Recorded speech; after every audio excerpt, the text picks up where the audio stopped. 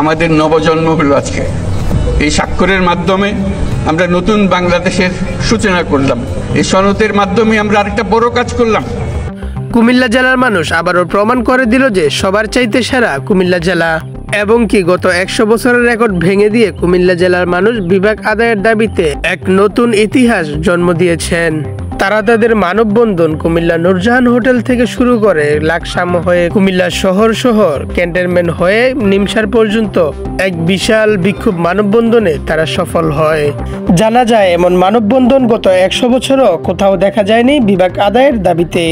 এরকম মানববন্ধন গত 100 বছরও কোনো জেলাতেও হয়নি। যদি আপনি 5 আগস্টের কথা উল্লেখ করে বলেন এর চাইতে বড় আন্দোলন হয়েছে 5 আগস্টে, তাহলে আমি বলবো এই মানববন্ধন এবং 5 আগস্টের মানববন্ধনের বিষয় সম্পূর্ণই আলাদা।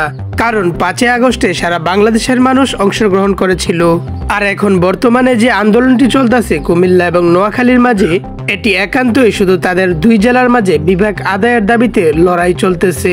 ভাইরে ভাই, মানতেই হবে কুমিল্লাবাসীর মানুষ কতটা ট্যালেন্টেড ও পাওয়ারফুল পারসন, এবং কি তারা সারা বাংলাদেশকে দেখিয়ে দিয়েছে কুমিল্লাবাসীর মানুষ ঐক্যবদ্ধ হয়ে পুরো জাতির কাছে প্রমাণ করে দিয়েছে তাদের কুমিল্লা জেলা কতটা সেরা।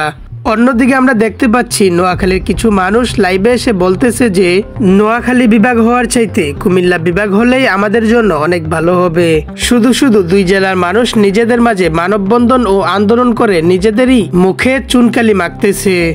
এবং অন্যদিকে ডক্টর ইউনূস কুমিল্লাকে উদ্দেশ্য করে ঘোষণা দিয়েছেন যে এখন বর্তমানে বিভাগ পাওয়ার জন্য কোনো যোগ্য জেলা যদি থেকে থাকে তাহলে সেটা হচ্ছে কুমিল্লা। কুমিল্লাই একমাত্র বিভাগ পাওয়ার যোগ্য, কারণ কুমিল্লা সব দিক দিয়ে পারফেক্ট।